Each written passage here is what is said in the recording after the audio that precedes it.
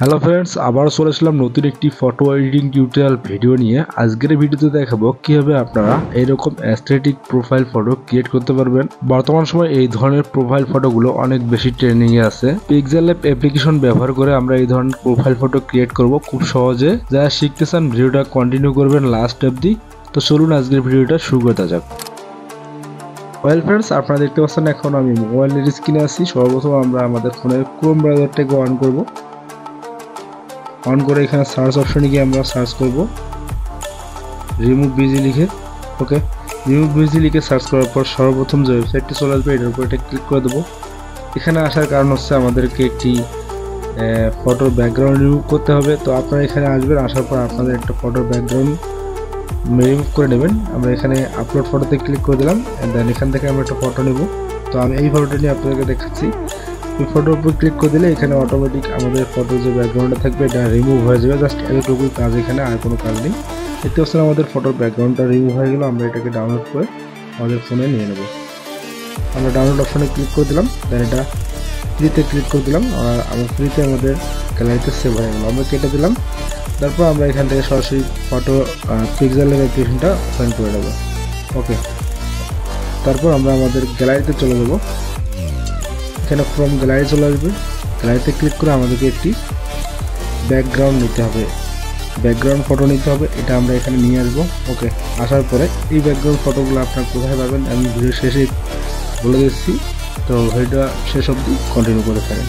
কীভাবে আমি এডিটিং করি সেটা এখন দেখাচ্ছি। তো আমরা এখানে মাঝখানে দেখতে পাচ্ছেন অপশন, এটার উপর এটা ক্লিক করে ইনপুটে ক্লিক করে দেবেন। ক্লিক করে দিয়ে আমরা যে ফটোটার ব্যাকগ্রাউন্ড রিমুভ করেছিলাম সেই ফটোটা এখানে নিয়ে আসবো। তো আমরা এখানে নিয়ে আসলাম, আসার পর এটাকে সুন্দরভাবে অ্যাডজাস্ট করে দেবো। ওকে, অ্যাডজাস্ট করে দিলাম মাঝখানে। দেন এখন আমরা টেক্সট, যেহেতু আমাদের নাম এখানে দিতে হবে, তো আমরা এখানে টেক্সট অপশনে ক্লিক করে দিলাম।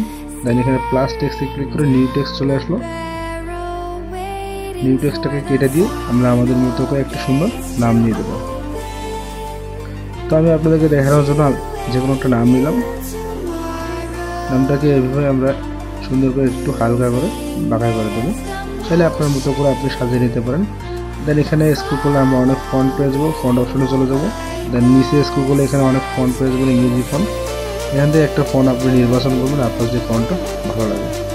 তো আমি একটা ফন্ট এখানে নিলাম আপনাদেরকে দেখানোর জন্য। ফন্টটা যদি বড় হয় তো এটাকে ছোটো করে দেবেন। দেন এখানে একটু স্ক্রল করলে এখানে পেয়ে যাবেন স্টক দিলে দিতে পারেন, না দিলে নাই। আর এখানে পেয়ে যাবেন শ্যাডো নামের অপশন, এটাকে অ্যানেবল করতে হবে। আমি এটা অ্যানেবল করে দিলাম। এটাকে অপাসিটি 100% করে দেবেন। দেন বোলার রেডিয়াসটাকে 17, 18, 20-এর মধ্যে রেখে দেবেন। ওকে, তারপর অ্যানেবল করে দেবেন নিচেরটাকে। অ্যানেবল করলে এরকম চলে আসবে। এখান থেকে আপনারা কালার নির্বাচন করতে পারেন। তো আমি ব্ল্যাকটাকে সাজেস্ট করবো, আপনারা ব্ল্যাকটাকে রাখবেন অথবা হোয়াইটটাকে রাখবেন। হোয়াইট দিলে খারাপ দেখা যাচ্ছে, তো হোয়াইট দিলেও টেক্সটের কালারটাকে পরিবর্তন করতে হবে। তো আমরা এই কালারটা দিলাম, তারপর আমরা আমাদের টেক্সটের কালারটাকে পরিবর্তন করে নেব। তো আমরা কালারটাকে রেড দিলাম, এটাকে একটু ছোটো করে এভাবে করে দিলাম। ওকে, তারপর আমরা মাঝখানের অপশনে আবারও ক্লিক করে দেবো। ইনপুটে ক্লিক করবো। ক্লিক করার পর আমাদেরকে একটি পিএনজি নিতে হবে। সো আমরা এই রিয়েলাক্স পিএনজিটা নিব। এটা আমরা সুন্দরভাবে অ্যাডজাস্ট করে বসিয়ে দেবো। দেন উপরে লেয়ার অপশন পেয়ে যাবেন আপনারা। আমি আপনাদেরকে যদি একটা টুলসটাকে অন করে দেখাই তাহলে আপনাদের বোঝার সুবিধা হবে। তো এই যে লেয়ার অপশন, এটার উপরে ক্লিক করে দেবেন। আমি এটার উপরে ক্লিক করে দিলাম। যে আমাদের যে নামটা আছে এটার উপরে পেন্সিল আইকনে ক্লিক করে দিতে হবে। এই যে পেন্সিল, এটার উপর ক্লিক করে দেবেন।